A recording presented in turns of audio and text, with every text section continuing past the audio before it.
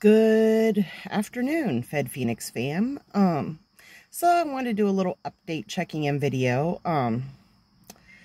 So as most of you know, I've been home from prison now for a little over 2 months, like 2.5 months. And I think I'm at a phase that I call spinning my wheels. Because, I came out highly motivated, highly focused, on getting things together for myself and my loved ones who rely on me for some level of care or assistance. And it's been just a blizzard, a tsunami of appointments and errands and appointments and paperwork and just trying to rebuild, and I'm a single parent, mind you, trying to rebuild, things and whatnot. And I kind of feel like I'm at a point where I'm spinning my wheels. I kind of feel like I'm ready for so many things, like, in some ways, perhaps mentally or logistically, but there are things kind of stumbling blocks. I'm starting to hit those hurdles. One of the things is my apartment, right? Because, I'm renting a room from a family member, and definitely having my own space is huge. Well, a space for me and my youngest child who still lives at home. But, I have a friend who's a landlord, but he doesn't have anything that meets my criteria as far as location and bedroom size. There's some apartments that I'm interested in. I'm going to contact them in a couple weeks because I think at that point financially I'll be ready to take that leap if the opportunity presents itself. Although it will be tight, but it's feasible. But it was brought to my attention by someone the other day, and I really kind of got upset at it and annoyed that when this person had previously agreed to rent to me, the circumstances were different. I wasn't a convicted felon. I had not been to prison. Now I'm a person who's recently home from prison, and I'm a convicted felon. So the person I was going to consider renting from previously, as a manager, not the owner of the property. So even though I think personality-wise it was a good fit, I think we really, we vibed, and he was, highly motivated to rent to me, being that he's, he lives within the realm or the parameters set by the property owner, I may get told in a couple weeks, sorry, you're a felon now, and your felony's real fresh, and so I cannot rent to you. And I hadn't really prepared myself for that being a possibility until it was brought to my attention that it might be.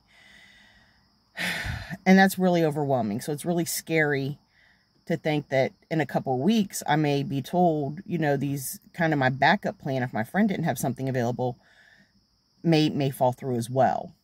And the area I'm wanting to rent in, rental properties, within my price range are few and far between.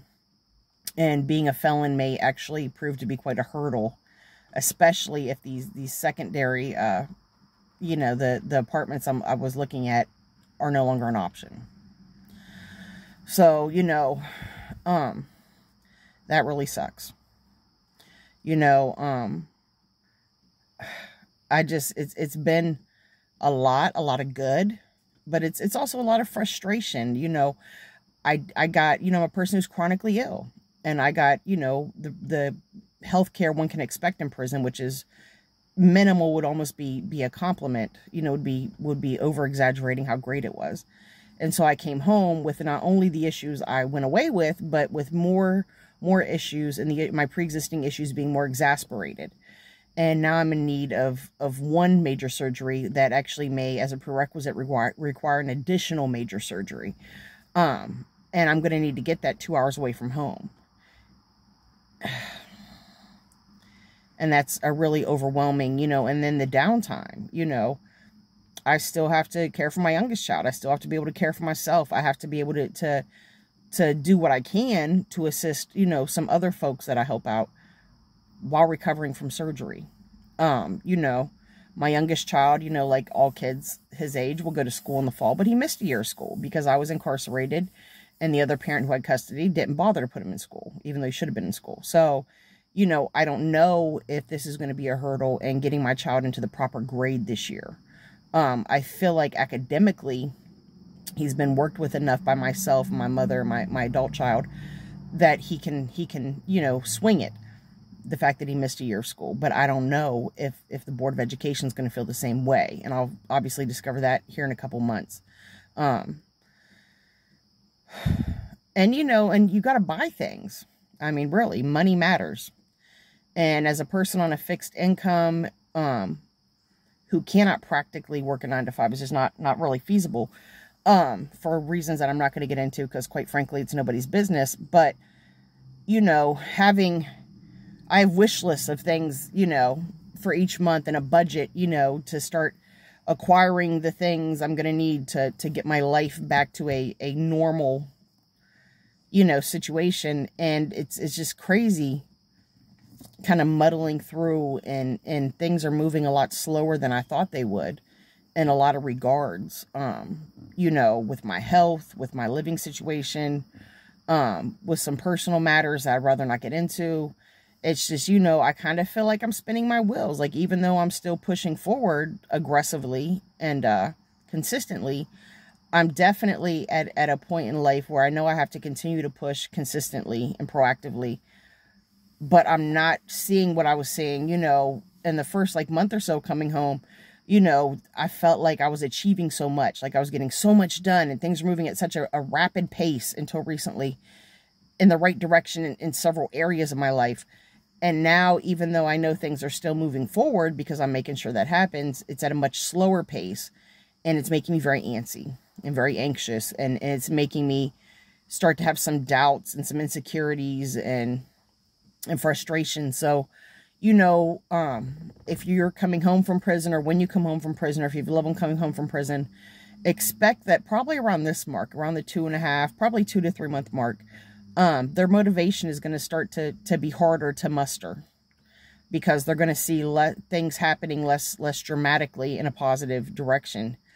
And that's frustrating. So, you know, I'm definitely at a frustrated, spinning my wheels kind of phase. But again, you know, I have, you know, a plan A, B, and C, you know, for the present leading into the long term. And I know that things will get how I need and want them to be in the near future. But it's just really disheartening and frustrating that in the moment things don't seem to have the momentum that I wish they did. And subsequently, I'm struggling to keep up my focus and my motivation. So, you know, it's not a pretty update. It's not a happy update, but, you know, it is what it is. You know, I think this journey, this reentry journey, is certainly going to have a lot of stumbling blocks and a lot of hurdles. You know, prior to this chapter of my life, I've never been a convicted felon. I've never had to worry about, you know, people attaching a stigma to me that isn't appropriate, you know, or in my opinion isn't appropriate. I've never had to worry about being hindered or being put in a situation where I got to explain a part of my past to people, because without their seeing me, in order for them to see me as just the person I am, a decent, regular person, I may have to explain things that I'd rather not discuss, that I'd rather just let sleeping dogs lie. But unfortunately, in this life, you know, you have to have a certain level of understanding from people, because when you show up with a stigma or a stigmatized, you know, something attached to you, you have to fight against that stigma. And it's frustrating, and it's overwhelming at times. So, you know, it is what it is. I hope my next update, which will probably be, you know, in a couple weeks at the 3 month mark, or maybe a little further out, is a little more optimistic. But I'm just going to be honest with you. I'm not going to tell you guys that things are better than what they are. You know, I am very grateful for the little things. I'm very humbled. I'm very appreciative. And, you know, I'm trying to be as focused as I can.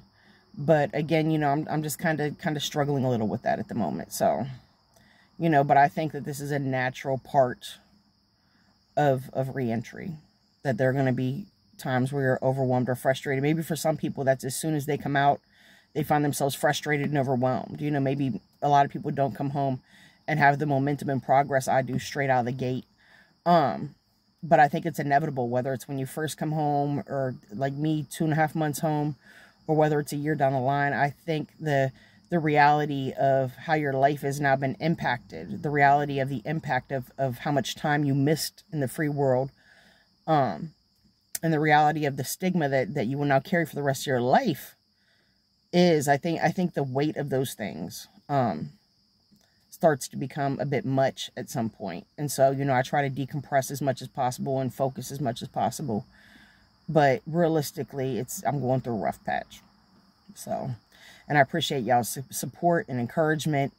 And, you know, if you like the channel, you know, like the channel. I guess, I don't know if you can like a channel. I think you can like a video, but not like the channel.